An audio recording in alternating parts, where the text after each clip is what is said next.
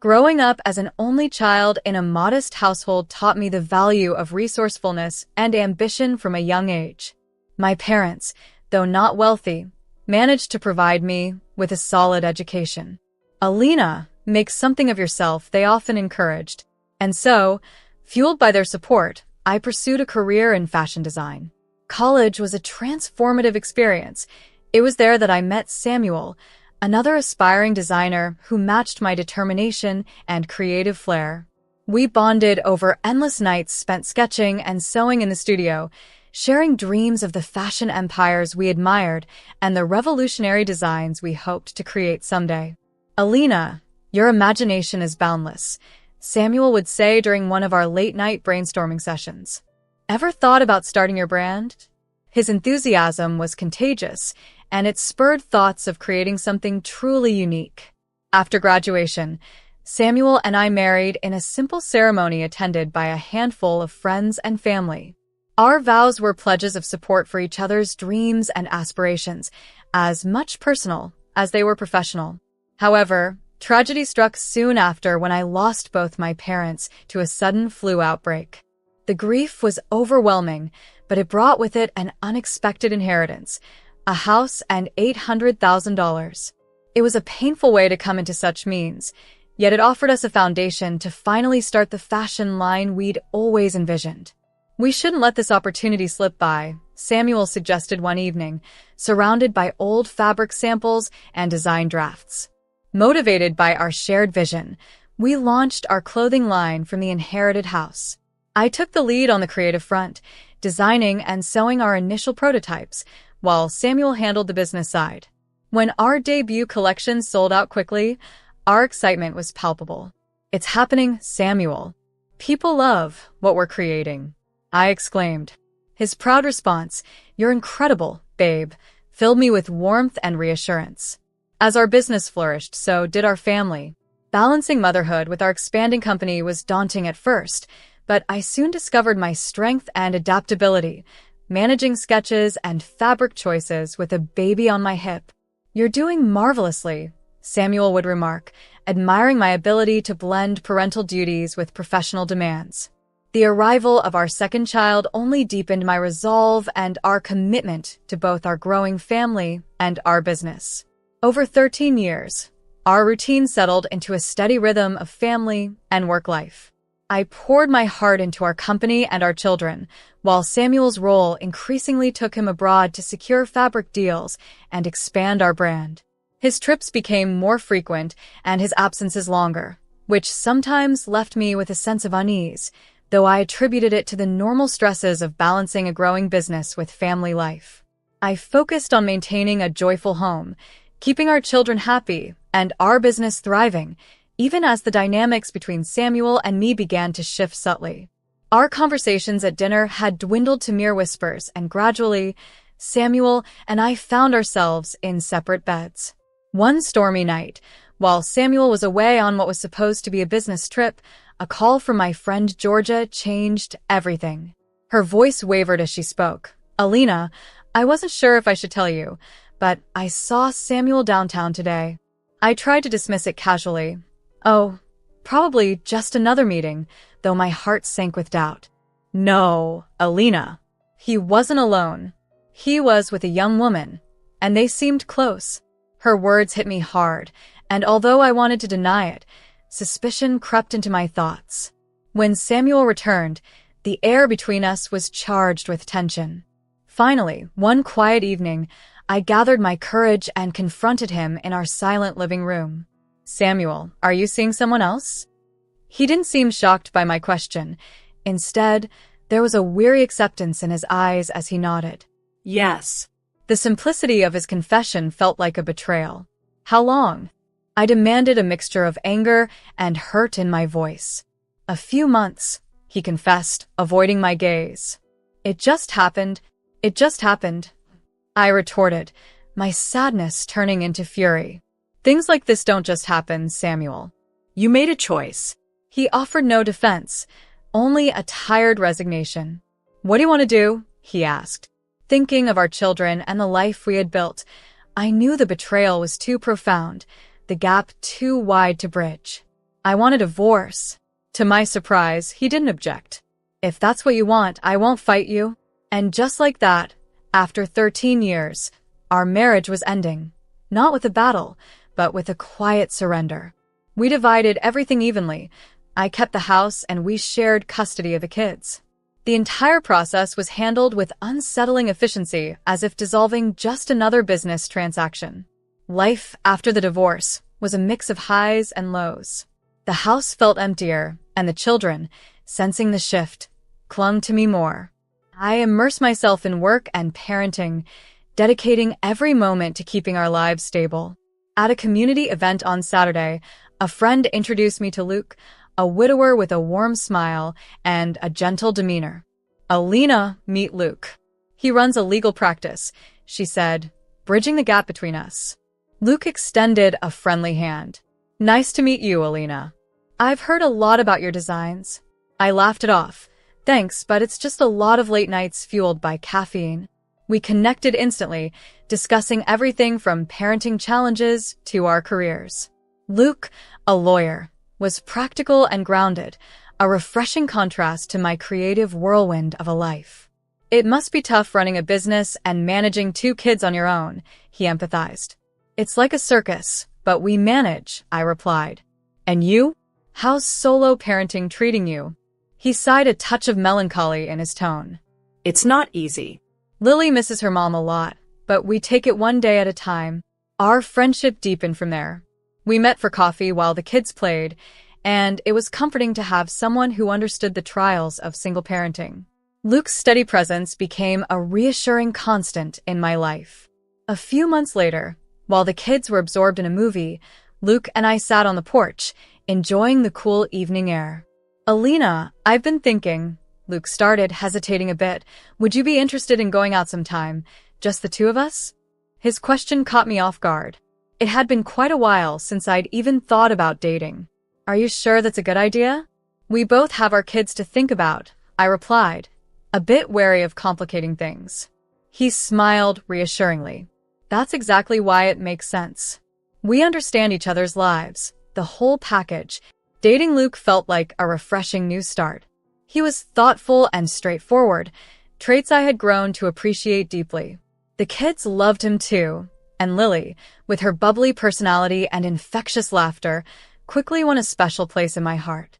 One evening, while we all enjoyed dinner together, Luke gave me a serious look and said, Alina, I know it might seem soon, but everything about this feels right. How would you feel about making this a more permanent arrangement? Looking around at our blended family, with laughter echoing around us, I felt a profound sense of happiness. Luke, that sounds wonderful. We had a small wedding, just us, the kids, and a few close friends. It was more than a new chapter.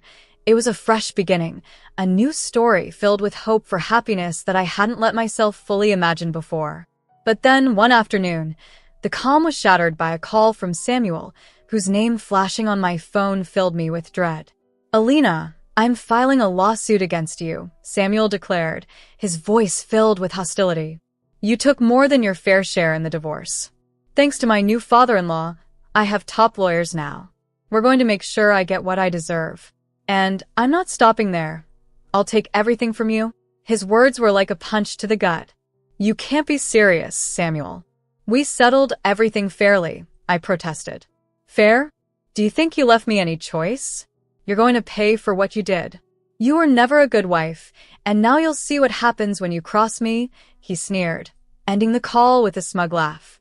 I was left shaking and in tears when Luke found me. Babe, what's wrong? He asked, his voice full of concern as he knelt beside me. It's Samuel, he's suing me.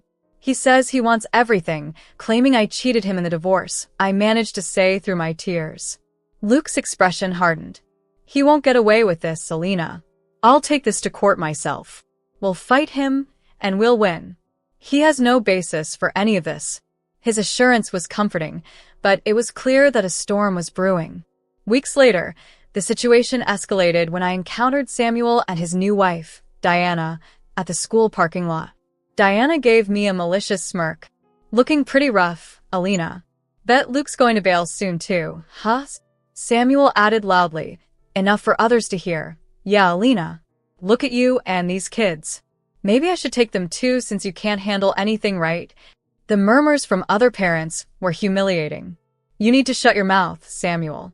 Not in front of the kids, I hissed, my anger boiling over. He just laughed coldly.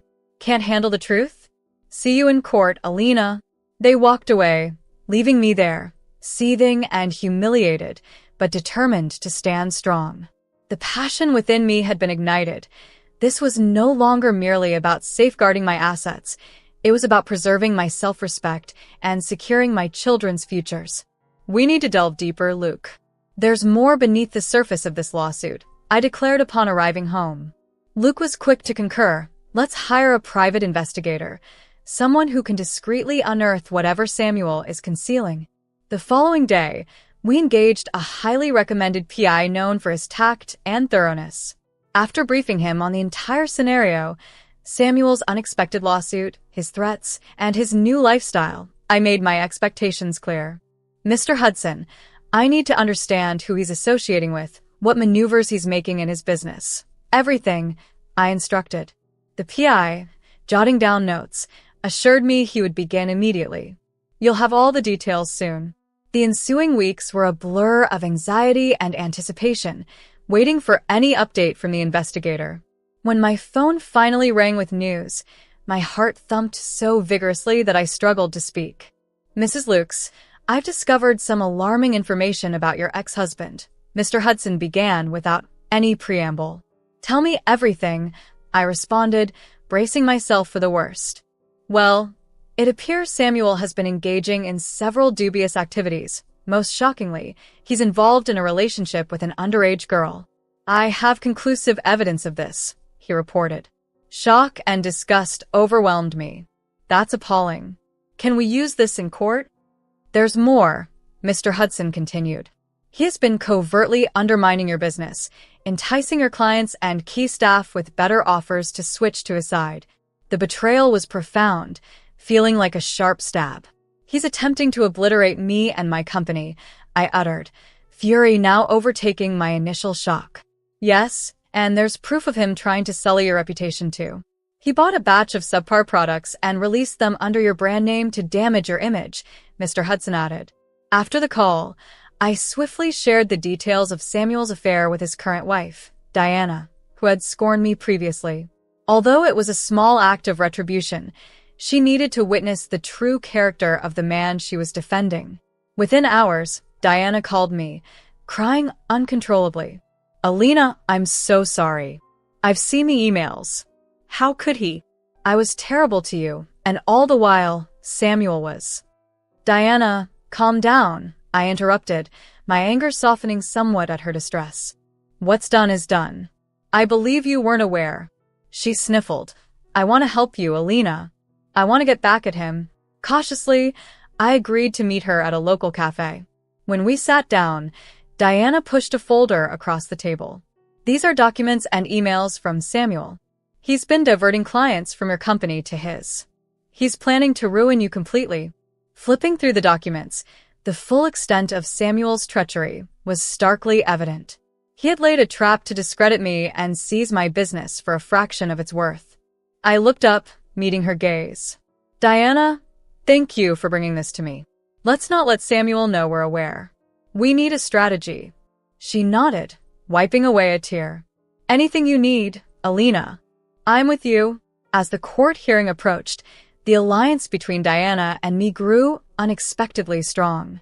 We met often, strategizing over coffee at the very cafe where our plot against Samuel had begun. Diana was remarkably candid, contrasting sharply with her previous demeanor. Alina, I brought more emails today. Look at these, she said one afternoon, sliding a stack of papers across the table. As I perused the documents in front of me, each page revealed more of his calculated moves against my business. This is crucial, Diana. With this evidence, we can demonstrate to the court the extent of his actions, I remarked. Diana nodded, her expression resolute. I can't believe I didn't see this sooner. I'm fully committed now. Let's take him down. Our meetings evolved beyond exchanging information. They became sessions where we fortified our bond through our shared sense of betrayal. One day, as we were concluding, Diana sighed deeply. I once thought he left you because you lacked something. Now I realize it's he who's inadequate, not you. Understanding the full scope of Samuel's treachery, that he aimed to tarnish not just my personal life, but also my professional world, I knew immediate, bold action was needed to protect the trust built with our clients and suppliers over the years. I called an urgent gathering of all key stakeholders, explaining that the integrity of our brand was compromised by Samuel's deceptive strategies. Seated at the head of the conference table, surrounded by familiar faces, some I had known for decades, I addressed the group. Thank you for assembling on such short notice, I started, my voice firm despite the inner chaos.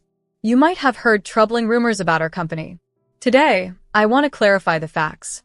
I detailed how Samuel had been covertly undermining our operations by introducing low-quality products and attempting to lure away our clients by presenting better offers. He had even gone to the extent of distributing counterfeit products under our brand to degrade our reputation. As I revealed these details, murmurs of shock and disbelief spread through the room. I am here to affirm our dedication to quality and transparency, I continued. We are taking immediate steps to rectify these issues, including verifying the authenticity of any product sold under our brand and offering compensation for any substandard goods distributed. The attendees nodded, some visibly relieved by our proactive measures. After the meeting, many approached me, expressing their support and appreciation. We've always valued your leadership and your products, Alina, one longtime supplier commented. We're with you, not just in good times, but also when challenges arise. Fueled by this support, I decided to take our message public. We prepared a social media post to alert our customers about potential fakes and outline steps for verifying the authenticity of their purchases. The response was overwhelmingly positive, with many expressing their continued trust and appreciation for our honesty. As I read through the comments, a sense of pride washed over me. We were more than a brand. We were a community, and this challenge had only strengthened our bonds. When Samuel unexpectedly called, proposing a settlement meeting, I was intrigued. He suggested we meet at a downtown restaurant, a neutral venue. Luke, my steadfast supporter, accompanied me. Arriving at the restaurant, we found Samuel and Diana already there. The atmosphere was tense, a stark contrast to the ambient noise of other diners. Samuel wasted no time. I've decided to be generous and forgive you, Alina, he began, his tone condescending enough to make my skin crawl. All I ask in return is for your best clients and a small compensation of $4 million. His demands were so ludicrous that I couldn't help but laugh. You must be joking, I said, looking him straight in the eye. My initial amusement quickly turned to resolve. Not only will I not comply, but I am also taking you to court, Samuel, for libel and copyright infringement. We possessed all the proof necessary to substantiate our case. Samuel's confident grin momentarily wavered, but he quickly regained his poise. Oh, please, you think you can intimidate me? Diana's father has secured the best legal team money can buy, he boasted. As he issued his threat, Diana, who had been quiet up to that point, suddenly stood up. Her chair screeched loudly across the floor, drawing curious looks from other diners. Actually, Samuel, she began, her tone steady and unexpectedly calm, I won't be financing your legal battles any longer. I'm aware of the affair and the underage girl. I'm filing for divorce. She reached into her bag, pulled out a stack of papers, and slammed them on the table before him. These are the divorce papers. My father is appalled by your behavior, and his lawyers are prepared to support me, not you, in exposing your wrongdoing. Samuel's complexion turned ashen, his eyes flickering between the divorce papers and Diana, struggling to determine which was more devastating. He opened his mouth to plead, but Diana turned to me instead. Alina, I'm truly sorry for everything. I was blind, but now I see exactly who he is, she said, her gaze filled with sorrow yet determination. I understand why you left him. I'm leaving him too. With that, she walked out of the restaurant, leaving behind a stunned silence.